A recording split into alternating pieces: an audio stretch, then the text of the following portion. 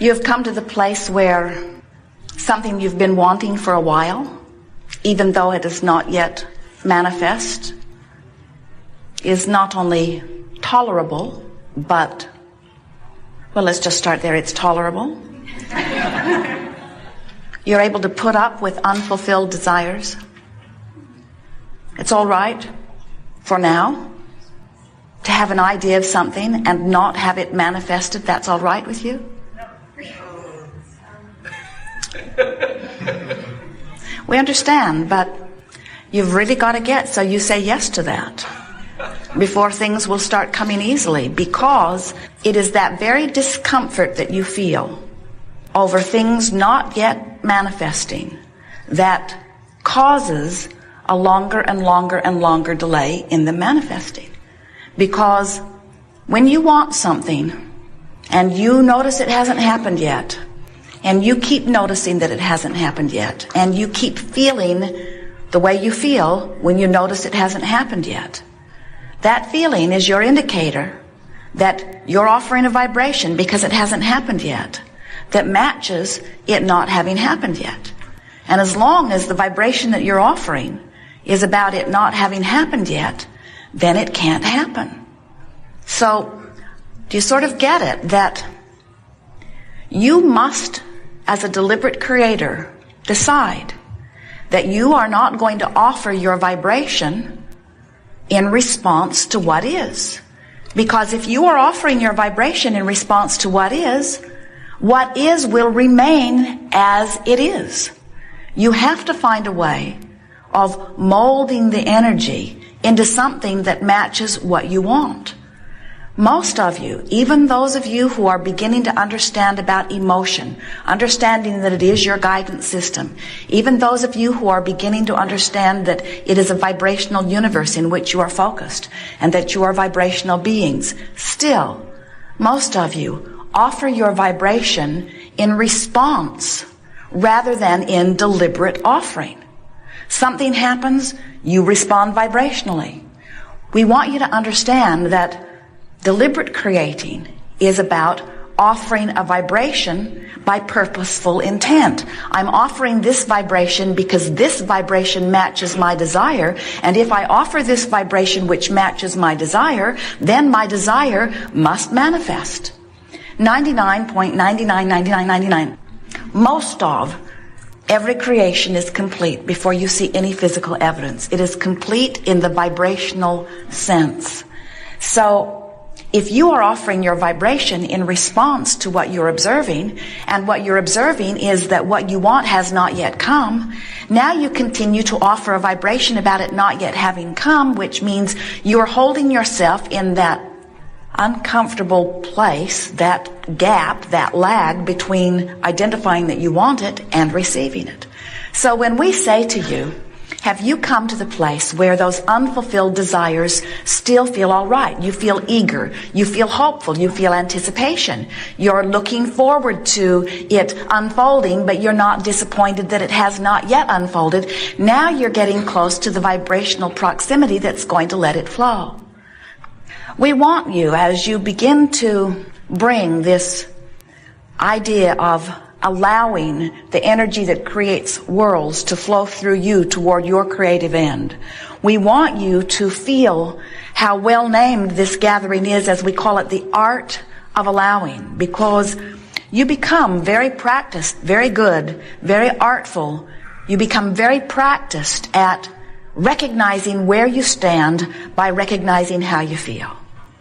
So we're just going to say it to you in as plain of words as Esther can find in response to the powerful intent that we are offering to you. You have to want more than anything to feel good. And you have to be willing to work harder on this than anything else on feeling good. And here's the blunt statement that we want you to leave here remembering. You've got to stop letting what is dictate your emotional response. So, somebody hurts your feelings. You don't want to be somebody that somebody can hurt your feelings. You don't want to be hanging out there so tentatively that terrorists could strike in a part of the world that has nothing to do with you, and it can make you afraid. You don't want to be hanging out here in such a fragile position that someone that you care about could be disconnected, having a bad day, say something to you and hurt your feelings, and have them, who you can't control, wouldn't want to even if you could, or speaking from your inner being point of view, of course.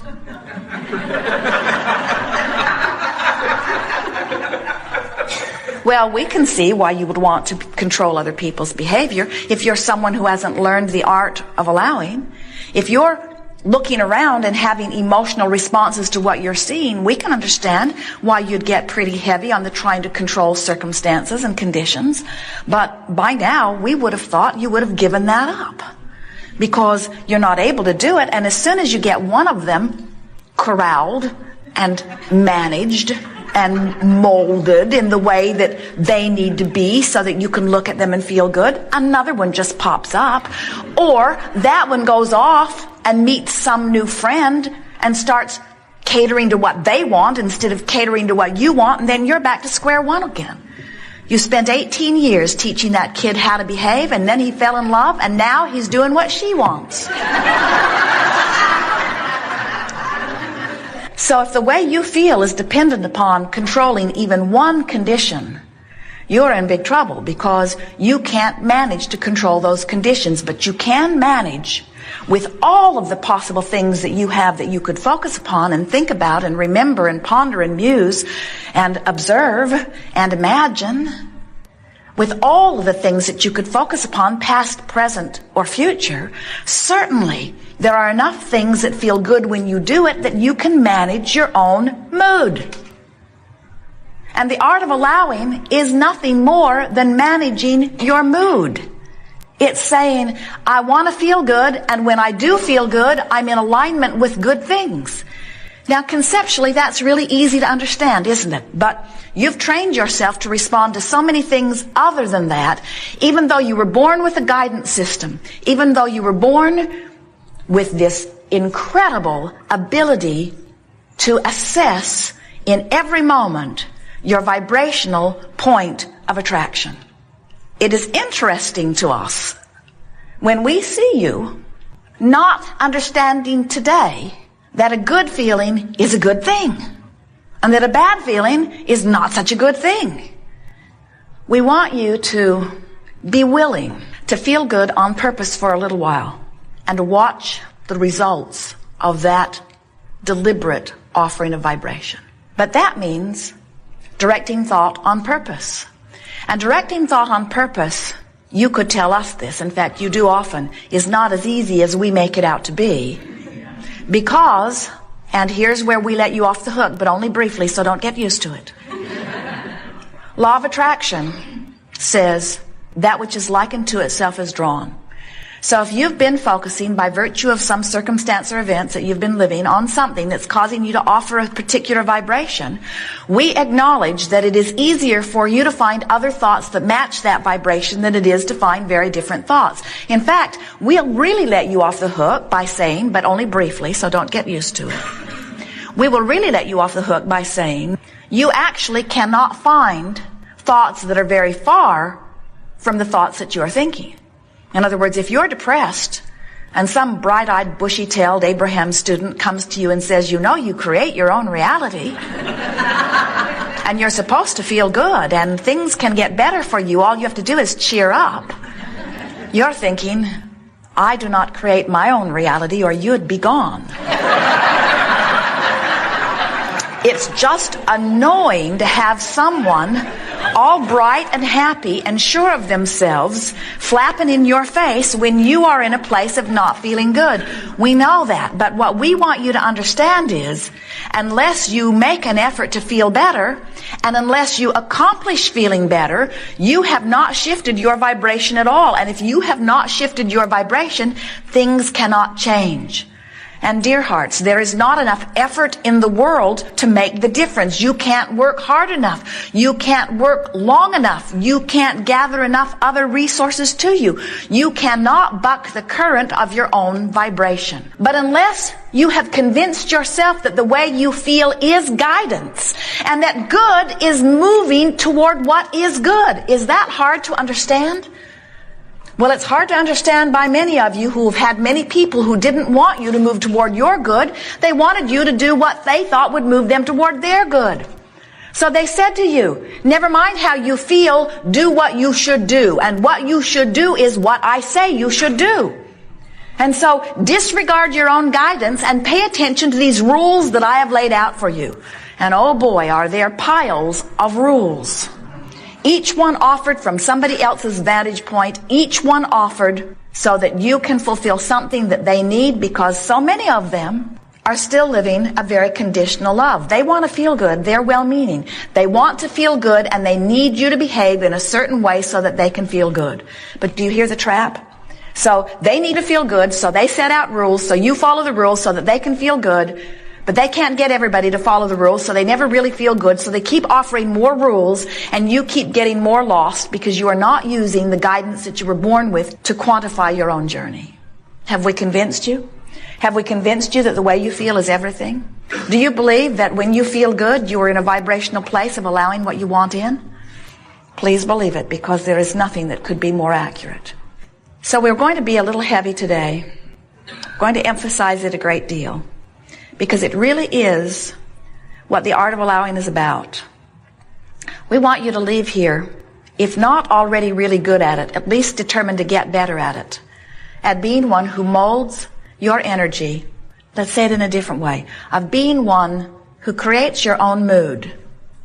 Because you understand that when you create a mood of joy, you're allowing everything that you've been asking for to come in. When you create a mood of love, you're allowing everything that you want to flow in. When you create a mood of expectancy, you're allowing everything you want. When you feel ornery, when you feel pessimistic, when you feel afraid, when you feel angry, even when you're frustrated and overwhelmed, those are indications that you've got your frequency set in a different place, and sincere, concentrated, deliberate molding is in order. So if someone says to you, what are you working on these days? Tell them, I'm working on my own mood and attitude. And if they're wise enough to ask you why, tell them, because that's my true, in the moment indication of how many of the wonderful things that I have been praying for and asking for, I'm allowing into my experience right now. Tell them, I'm no longer dictating my focus by whether it's interesting or whether it's important or whether somebody else is pointing at it or whether somebody else has made a big deal about it. I'm no longer guiding my sculpture of my life by any outside factor or guidance. I'm guiding it completely by the way I feel. And when you get there, now you are ready to travel with us on an emotional journey that will take you into the resources and the realm of all things wonderful that you have ever imagined. There is nothing that you cannot be or do or have. And there is nothing that is keeping you from the accomplishment or the achieving of anything other than your own attitude, other than your own mood, other than your own focus, other than your own emotional response to what you're giving your attention to. So leave this gathering today deciding that you're no longer one whose feelings can be hurt, because your feelings are no longer up for grab. Because your feelings are not dependent upon what somebody else thinks or does. Your feelings are dependent upon your choice of focus. And since that person that may hurt your feelings also could not hurt your feelings, you've got choices in your imagination. And since that person that may have just hurt your feelings has also done things that thrilled you, you have choices in your memory. And because that person who's trying to hurt your feelings right now is not the only person in your awareness right now, you've got choices right now. You have choices. The emotional journey says, And this is where we're letting you off the hook again. The emotional journey says the choices that you have are not from despair all the way to bliss. You don't have that choice, not right now.